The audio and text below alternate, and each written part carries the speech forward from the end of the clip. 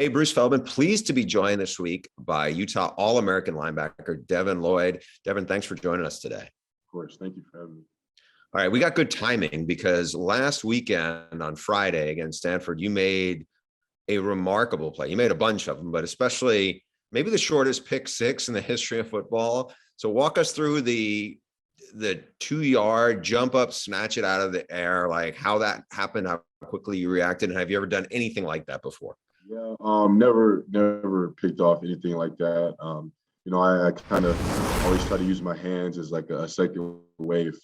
I'm trying to because there's a pressure, and if I can't hit home, then I just try to use my length as another way to get a PBU or something like that. But I just jumped in. I guess I timed it perfectly, and then as soon as I realized I was in the air, like the ball was just in my hands because I'm always going off kind of the quarterback's release. And so, I just realized, like, just kind of stuck to my hands. I was like, oh, let me just try to get in the end zone. I think I'm like right here. So I just tried to reach the ball out. It was a bang, bang, bang, bang play. Like it happened so fast.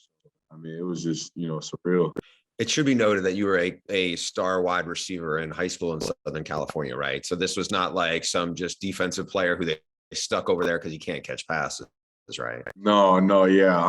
I'm always expecting to come down with the ball. And I dropped one the week prior at UCLA, so I kind of always I knew I wanted to get it back, like if I had another opportunity. But I'm always on the jugs, like after practices sometimes. And I still pride myself on having good hands, so it wasn't a huge surprise. Yeah, I remember years ago working on a story about Ed Reed, the great Miami defensive back, and this was when he was with the Ravens, but he came back to Miami and he was on the jugs. And the last part of his workout, I want to say it was like 20 minutes. It was one-handed with the left hand, one-handed with the right hand. And then he like walked up to the jugs gun for, I don't know where he started from, maybe 15 yards out. And then it was a bunch of catches, like to the point where it was like, it was almost like putting his finger in it. And it was kind of crazy because you were that close to him. When you make that play, do you sit there and go, man, I can't wait to watch that on the film? Well, I'm more focused on finishing the game, obviously. And just taking, everything one play at a time. I'm the type of guy that never gets too high, too low. Like I don't want to, get just too high on one play or even too low on one play. But definitely after the game, that's when I'm starting to be like, oh, okay. Can't wait to watch this player. Can't wait to watch this play, especially after a win. And then, same thing for all my bad plays too. Like really antsy to watch the film. So this year has been a big roller coaster for this program. You've had tragedy with another teammate passing away, slow start to the season on top of that. And now all of a sudden you guys are the hottest team, certainly on the West Coast. What has that been like for you as a leader to kind of manage all the emotions that not just you're dealing with, but what your teammates are dealing with?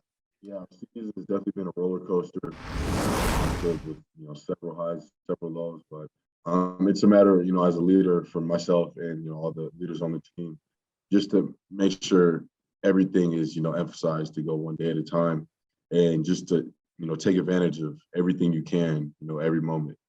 So not getting too worried about where we're standing or where we're going to be, just really living in the present and then doing everything we can to maximize what we're doing.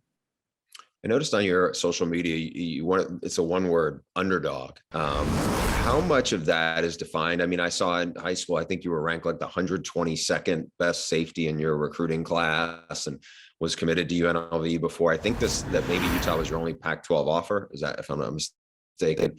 Is that kind of how you identify, or is underdog even more than just what you were seen as a recruit?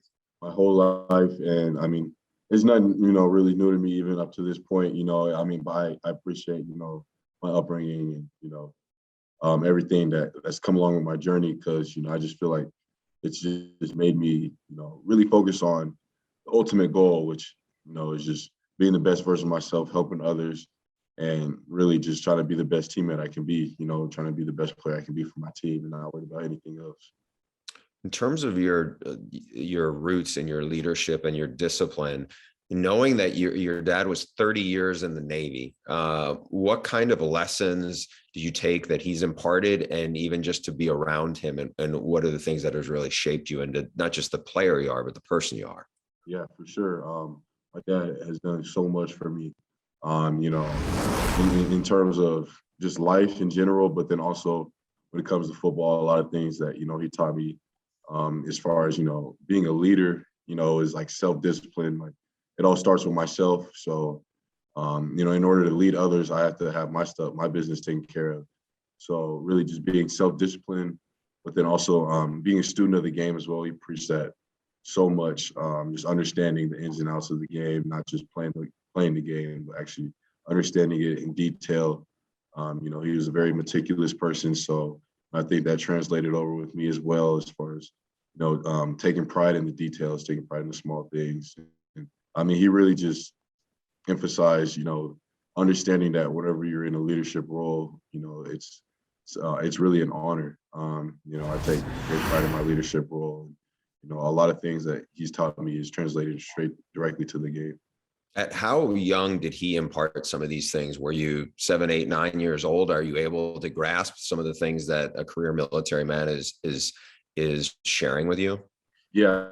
So I moved with my dad out to California when I was 12, and that's when I really started to learn kind of all these little things.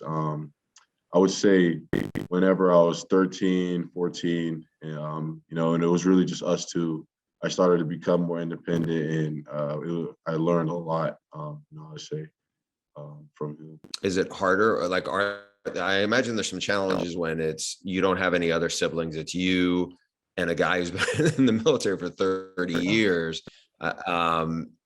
What was that like to have that kind of relationship when it's just there are no other siblings? So you're growing up probably as an old soul. Yeah, yeah, for sure, definitely an old soul.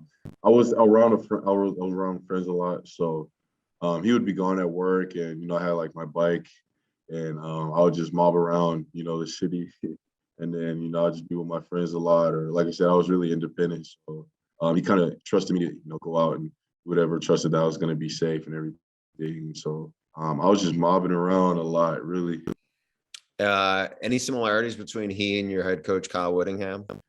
Yeah, they're both old school. They have that old school mentality, but you know, they're tough. You know, both of them are, I'd say, are really tough, and you know, they take pride in like the small things. Like they don't let anything get by if it's not done the right way, and you know, I appreciate that tremendously by both of them. You were not only a really good receiver, you're also a punter in high school, and a safety. So what is it like to play linebacker for a guy who was such a great linebacker back in his day as Kyle was?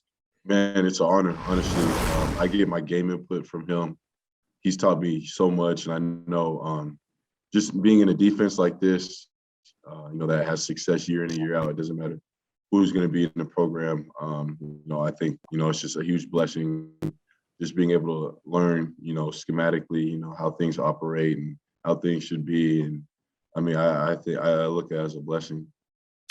How much did you pay attention to the rankings this week? You guys are in the top 25. A lot of people thought you should have already been in there, you know, a week earlier.